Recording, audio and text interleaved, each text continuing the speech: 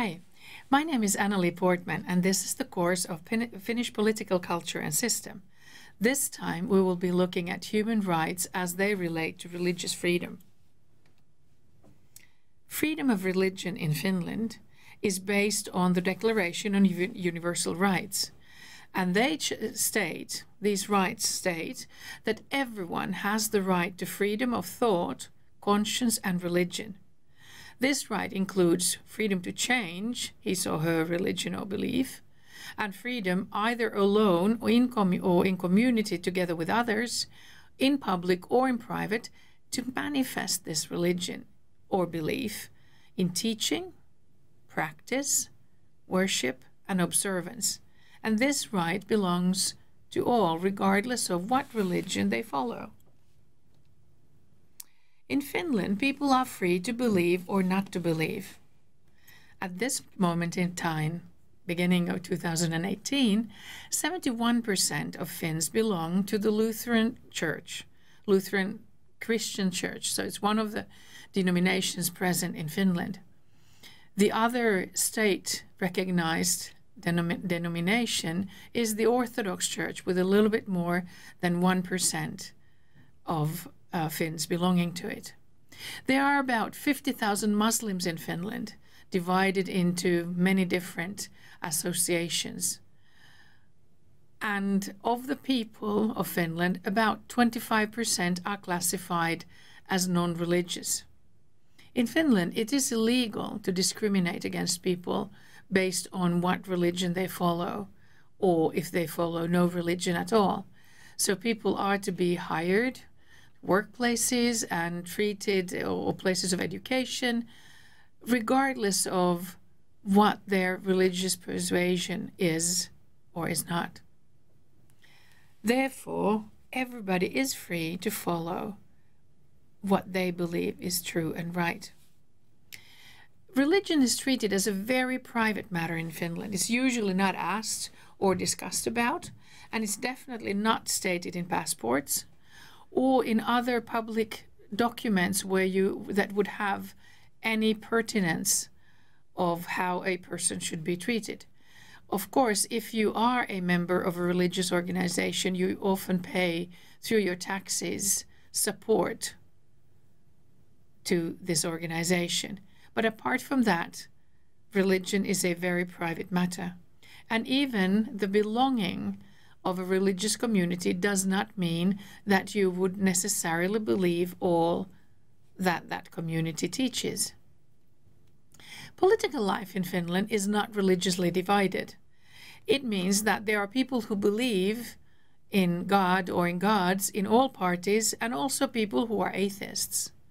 So religious debates in Finland, or political debates in Finland, are not based on religious concepts alone. But usually there is a party political conviction behind the opinions that various members of parliament or other politicians voice.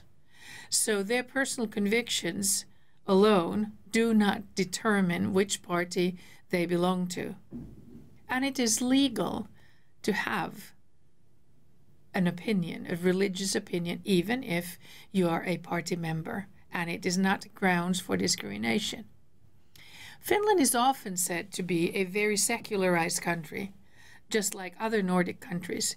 This is due to a sort of a misconception. It is thought that because religion is treated as a private matter, that people are secularized. However, many of the Finnish typical features of our cultures or our value system are actually based on the Protestant Reformation, just as in other Nordic countries. So there is a large emphasis, for instance, on human rights based on a Christian concept of everybody being equal and everybody being important, regardless of state or status, that Nordic countries share with many other Western countries. In the Nordic countries, however, the Protestant Reformation shows itself, for instance, in education, which from the very beginning was aimed at both boys and girls.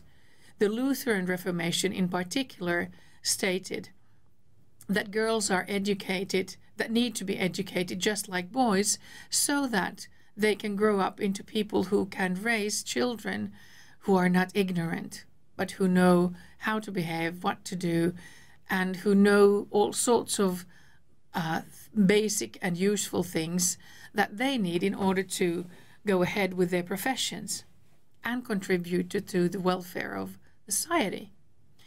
Also, the emphasis on human rights has taken turns where equality is one of the leading principles of Finnish life, the underlining idea that everybody needs to have the same rights, the same duties, same kind of treatment. So also an emphasis on justice has to a degree its roots in Protestantism, in the Reformation.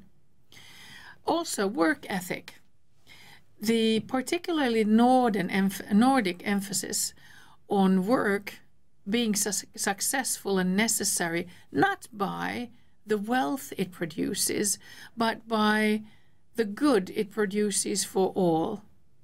So it is thought that the idea that you have a vocation so that you feel compelled to pursue one career instead of another, this inner manifestation of a desire to work benefits you, but it benefits the society. And if you do not become wealthy, or if you are not successful, that is not the main point, but that you do that which you feel called to. Therefore, there is a great emphasis on not being lazy, but being productive, being punctual, being frugal, doing your work on time, and being reliable.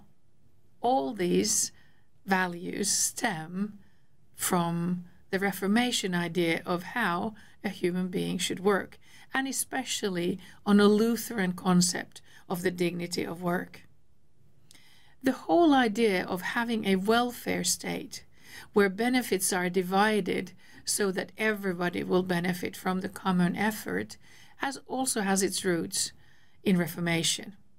The first mentions of the necessity to gather money so that can be distributed to the poor, of course, is older than Reformation, but the systematic doing of distributing the risks so that the society as a whole carries them and takes care of those who cannot work or cannot earn for themselves is a typical idea which is often not recognized as having its roots also in Reformation.